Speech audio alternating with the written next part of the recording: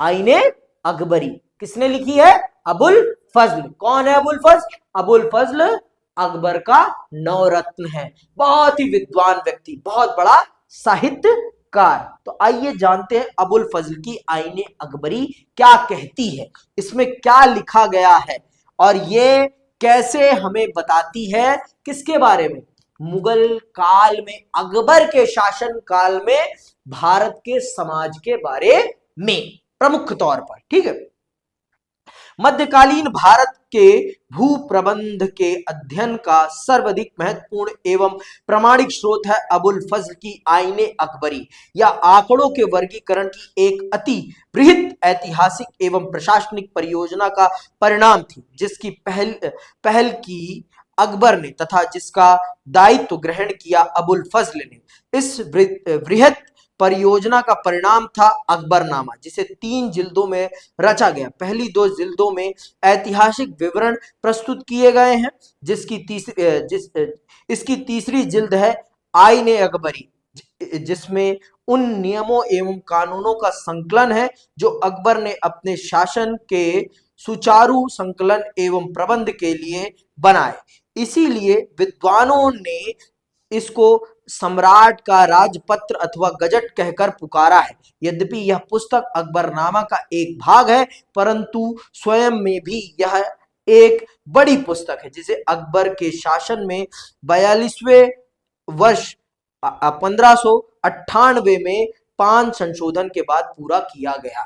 ठीक है, ये देखो, ये जो अकबरनामा है ये प्रमुख तौर पर एक राजा के दरबार के लिए लिखी गई किताब है। ये जन सामान्य के लिए लिखी, जन सामान्य को ध्यान में रखते हुए नहीं लिखी गई है, और ये एक जगह बैठकर लिखी गई है। समझ में आई बात? तो राजधानी में तो सब कुछ अच्छा ही रहेगा, दिल्ली में आपको सब कुछ अच्छा ही दिखता है ना, लेकिन दिल्ली के बाहर जाओ तो आपको पता चलता है कि कितना अभाव है लोगों के बीच में। आज दिल्ली में इतना क्राउड है, इतना ज्यादा, इतनी बड़ी संख्या में लोग हैं, तो क्यों है? कभी सोचा है क्यों है?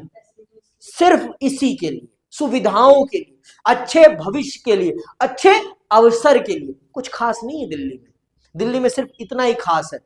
समझ में आई बात? ना पानी अच्छा, ना हवा अच्छी, लेकिन सब कुछ यही है। सुविधाएं यहाँ है, स्वास्थ्य की सुविधाएं सबसे बेहतर यहाँ है, शिक्षा की व्यवस्था सबसे बेहतर यहाँ भारत के टॉप मोस्ट यूनिवर्सिटीज है, दिल्ली यूनिवर्सिटी, जेएनयू, आपका जामिया मिलिया इस्लामिया, ये 3 टॉप यूनिवर्सिटीज यहाँ है भाई। तो कहाँ जाएगा बच्चा? अपने उज्जवल सारी की सारी बड़ी बड़ी सरकारी नौकरियों के संस्थान यहाँ है, कहाँ जाए बच्चा? मजबूर है। तो उसी प्रकार से ये जो आईने अकबरी लिखी गई है वो राजधानी के दृष्टिकोण को ध्यान में रखते हुए लिखी गई है, और ये राजा के क्या स्तुतिकरण में लिखी गई है। राजा को बड़ा दिखाने के दृष्टि, राजा को हीन, नीच और गंदा दिखाने के लिए नहीं, राजा की महानता को दिखाने कि हमारे राजा के शासन काल में कितनी जनता खुश थी, इस चीज को ध्यान में रख के लिखी गई। समझ में आई बात? तो ये आप जैसे भारत के न्यूज चैनल क्या पूरा सच दिखाते हैं? कदापि नहीं दिखाते, कदापि नहीं दिखा। जाओ ना गांव के स्कूलों को दिखाओ ना, तब पता चलेगा कि कितने बेहतर स्कूल है हमारे देश में। हमारे न्यूज चैनल कभी गांवों की तरफ रुख ही नहीं करते, क्योंकि उनको टीआरपी नहीं मिलेगी। हमारी जनता भी तो बहुत महान है ना, उसे गांव देखना भी नहीं है, उसे गांव में असुविधाओं को देखना भी पसंद नहीं है। देखो सच बताऊं, हमारी खुद की जनता सबसे बड़ी हरामी है, सबसे ज्यादा। उन्हें न्यूज में भी एंटरटेनमेंट चाहिए, तो न्यूज को अगर एंटरटेनमेंट के फॉर्म में आप ग्रहण करोगे तो फिर आपको देश की हकीकत कभी पता नहीं चल सकती, कभी नहीं पता चल सकती। आपको फिर वहां पर चुटकुले ही दिखाई पड़े, आ ई ऊ दिखाई पड़ेगा, हकीकत कभी नहीं दिखी। तो यहां पर भी अबुल फजल ने जो ये किताब लिखी आईने अकबरी, वो भी इसी दृष्टिकोण को ध्यान में रखते हुए लिखी है। समझ में आई बात? तो अगर इसमें आपको राजा की स्तुतिकरण दिखता है, राजा कुछ भी किसानों की स्थिति में कोई आपको कमी नहीं दिखाई पड़ती, वो सुविधाजनक जीवन जीते हुए दिखाई पड़ रहे हैं, तो इसमें सबसे बड़ा कारण क्या है? इसमें सबसे बड़ा कारण है कि ये राजधानी के क्षेत्र में बसे हुए किसानों की स्थिति को ध्यान में रखते हुए लिखी गई किताब है या साहित्य है, इसलिए इसमें आपको ज्यादा गड़बड़ियां नहीं दिखाई पड़े।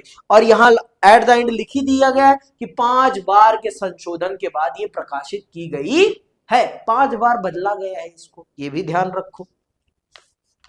मुगलों के शासन काल में विभिन्न पुस्तकों की रचना की गई, जिनमें युद्धों, वंश परियोजना, दरबारी राजनीति आदि का विस्तृत वर्णन होता था अथवा अकाल एवं विभिन्न आपदाओं के समय में जनसाधारण द्वारा सहे गए कष्टों का उल्लेख होता था। परंतु आईने अकबरी इन पुस्तकों से बिल्कुल ही भिन्न एक पुस्तक है, बहुत ही अलग पुस्तक है, बहुत ही अलग पुस्तक है।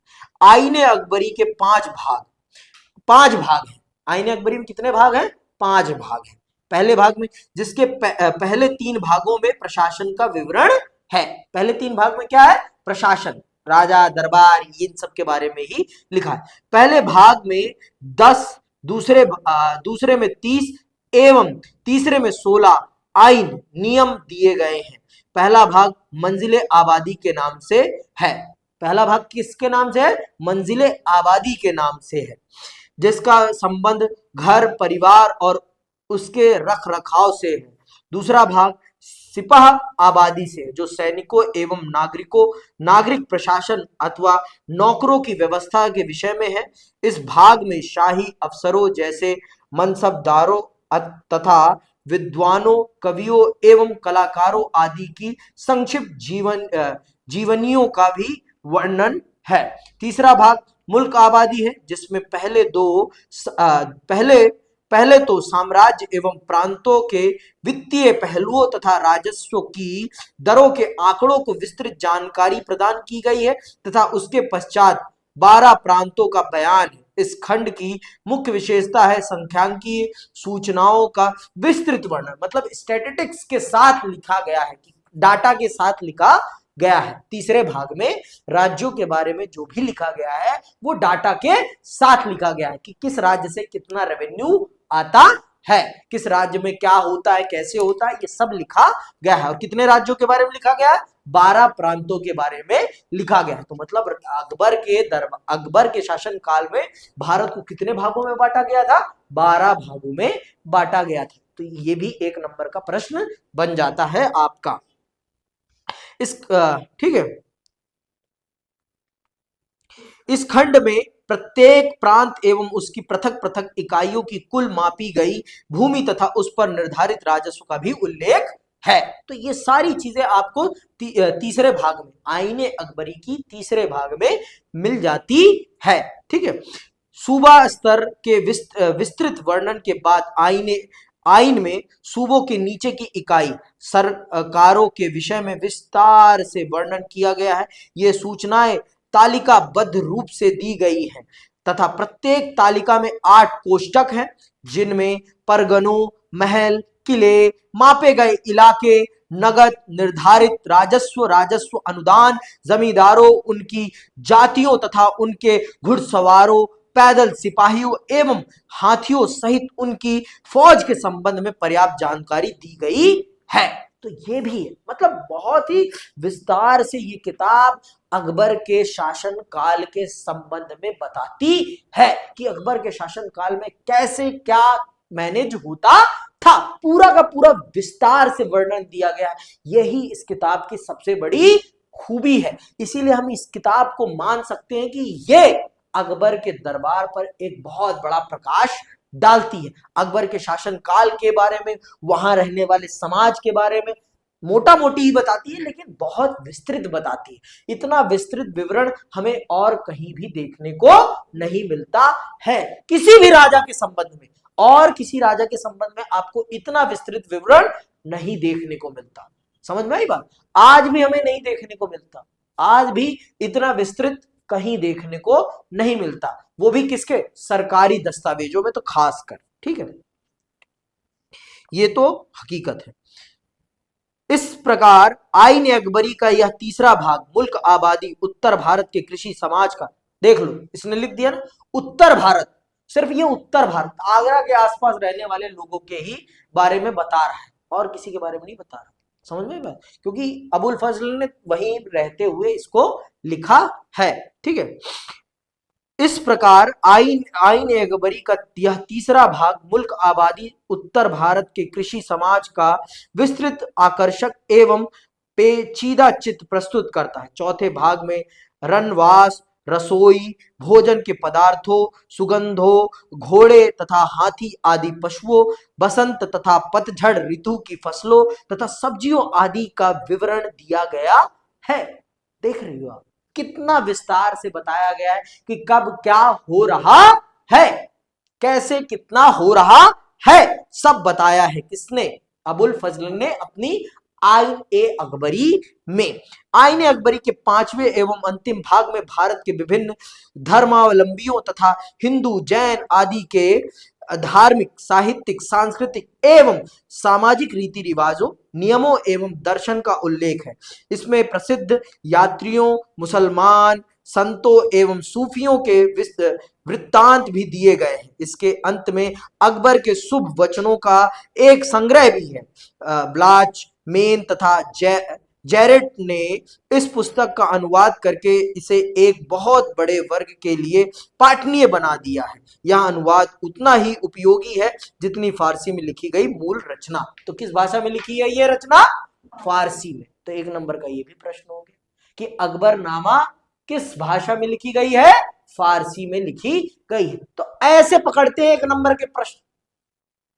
आप ये तो नहीं कह सकते कि भैया नहीं लिखा था, लिखा है, आपने ढंग से पढ़ा नहीं है। तो अकबरनामा किस भाषा में लिखी है? फारसी में। मूल भाषा उसकी क्या है? फारसी। किसने लिखी है? अबुल फजल ने लिखी है। तो यह किताब आपको उस समय के भारत की पूरी रूपरेखा बता देती है। किसानों की वास्तविक दशा से तो आपको पूरी तरीके से अवगत नहीं कराती, फिर भी आपको मोटा मोटी अवगत करा देती है। मोटा मोटी तो अवगत करा ही देती है।